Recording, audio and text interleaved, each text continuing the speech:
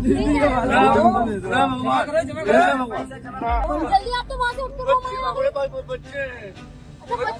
अभी तो जन्माष्टमी मना रहे थे आप।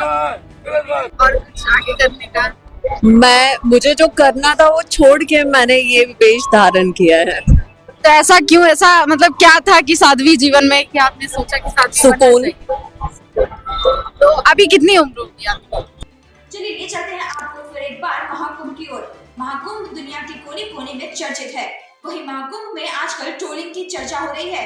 बताया जा रहा है कि महाकुंभ में कई ऐसे चेहरे आए थे जिन्हें मजबूर कर दिया गया है जगह परिवर्तन करने के लिए। तो ये सबसे पहले हम बात करेंगे इंदौर से आई बंजारन मोनालिसा के बारे में। मोनालिसा यहाँ अपने परिवार के साथ व्यवसाय करने के लिए आई थी और फिर धीरे धीरे उनकी आंखों की खूबसूरती और उनकी खूबसूरती के चर्चे पूरे दुनिया के कोने कोने में फैल गई और फिर यूट्यूबर्स और मीडिया के जरिए उनकी खूबसूरती वायरल हो गई। फिर क्या था, उनके पास सेल्फी लेने के लिए लोगों की भारी संख्या में भीड़ लगने लगी, जिससे परेशान होकर मोनालिसा के व्यवसाय में समस्याएं होने लगी और उन्हें छिप छिप कर भी रहना पड़ने लगा। और इससे हैरान होकर उनके माँ बाप ने मोनालिसा को इंदौर वापस भेज दिया। बात करेंगे महाकुंभ में चर्चित एक संत के बारे में जो कांटों की सैया पर लेटा करते थे और कुछ भक्त व श्रद्धालु उन्हें चंद पैसे दान समझकर दे दिए थे, लेकिन एक लड़की ने उन्हें ट्रोल करना शुरू कर दिया और यह सवाल उठाया कि आप इन पैसों का क्या करेंगे। जल्दी आप तो वहाँ से उठ कर अभी तो जन्माष्टमी मना रहे थे आप। अब हम बात करेंगे महाकुंभ में आई हर्षा रिछारिया के बारे में, जो एक सामान्य जीवन व्यतीत कर रही थी और एक इन्फ्लुएंसर थी। महाकुंभ में हर्षा रिछारिया अध्यात्म को जानने के लिए, सनातन धर्म को जानने के लिए साध्वी का भेष धारण कर आई हुई थी, लेकिन उनके फिल्मी गानों के रील्स को इस तरीके से वायरल किया गया कि उसकी चर्चा पूरी दुनिया में फैल गई और फिर वो एक ट्रोल का चर्चा बनकर रह गई और उन्हें खूब तेजी से ट्रोल किया जाने लगा, जिससे परेशान होकर हर्षा रिछारिया महाकुंभ छोड़कर चली गई। उन्होंने अपने वक्तव्य में कहा कि मैं एक साध्वी नहीं हूँ, मैं एक साधारण जीवन जी रही हूँ और यहाँ पर महाकुंभ में अपने धर्म को जानने के लिए, अपने सनातन धर्म को जानने के लिए आई थी, लेकिन मेरे व्यक्तिगत जीवन को लेकर मुझे इतना ट्रोल किया जा रहा है कि मुझे महाकुंभ छोड़ना पड़ रहा है।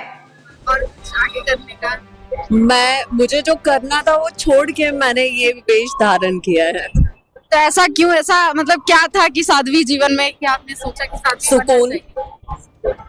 तो अभी कितनी उम्र होगी आपकी? मेरी 30। तभी कितने समय से आप मतलब साध्वी जीवन में? पिछले 2 साल से। पिछले 2 साल से।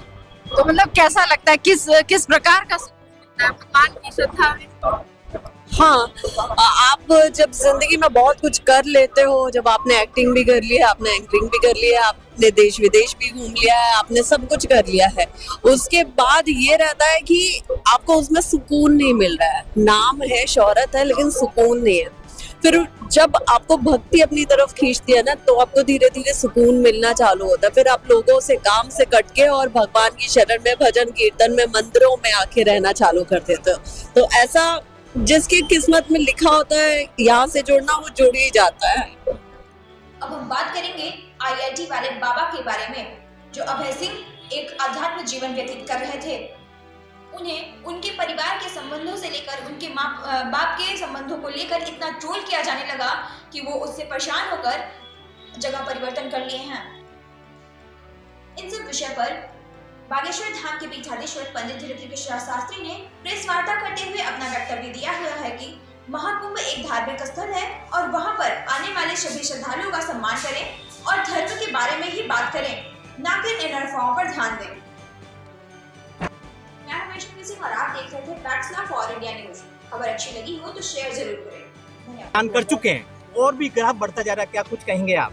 यह अद्भुत है। भारतीय सनातन संस्कृति इतनी अद्भुत है, जिस सनातन संस्कृति में हम सब हैं। ये गौरव की बात है कि 144 वर्ष बाद इस महाकुंभ का आगाज हो रहा है, जो भव्य है, दिव्य है, एकता का प्रतीक है, सामाजिक समरसता का प्रतीक है, सबको एकत्व करने का प्रतीक है। और अन्य जितने भी दुनिया के मजहब हैं, उनमें इतनी संकुचित स्थिति है कि वो कहते हैं कि अन्य लोग काफिर हैं, केवल हमारे ही अपने। और हमारे सनातन धर्म की महिमा देखो, स्टीव जॉब्स की वाइफ भी आकर के कमला बन जाती हैं, वो भी डुबकी लगा लेती हैं। फ्रांसीसी भी डुबकी लगा लेते हैं, अमेरिकन भी डुबकी लगा लेते हैं, और हम उस सनातन परंपरा से आते हैं कि दोनों हाथ फैलाकर पूरी दुनिया का स्वागत कर रहे हैं कि वसुधैव कुटुंबकम, आइए आपका महाकुंभ में स्वागत। आपने जो बागेश्वर धाम जी, आप बागेश्वर सेना एक आप लोग शुरू कर रहे हैं, क्या विस्तार रहेगा, कौन कौन होंगे, कहाँ तक सीमित रहेगी? अभी इस बार हमने 19 जनवरी को आदिवासी जनजागरण महासम्मेलन रखा और पूरे देश के लगभग 22 बसें आपके राजस्थान की गई, जिसमें 1200 आदिवासी परिवार महाकुंभ की तरफ यात्रा में निकले थे। वो बागेश्वर धाम पर उस आदिवासी जनजागरण सम्मेलन में सम्मिलित हुए। उसका उद्देश्य केवल इतना है, कन्वर्जन के लिए, धर्मांतरण के लिए सबसे सॉफ्ट टारगेट हमारे आदिवासी भाई परिवार हैं। वो प्रकृति मित्र हैं, वो प्रकृति के नजदीक है, जल जंगल जीवन ही उनका सर्वोपरि है। उन धर्मांतरण करने वाली ताकतों को रोकने के लिए, धर्म विरोधी ताकतों को देश निकाला करने के लिए हमने एक नया अभियान छेड़ा है। हर गांव मोहल्ले में अब हनुमान चालीसा बागेश्वर मंडल बनाएंगे, ताकि भविष्य में, कालांतर में हिंदुत्व के ऊपर अगर कोई उंगली उठाएगा और कोई भी धर्मांतरण करेगा, उसे देश निकाला किया जाए।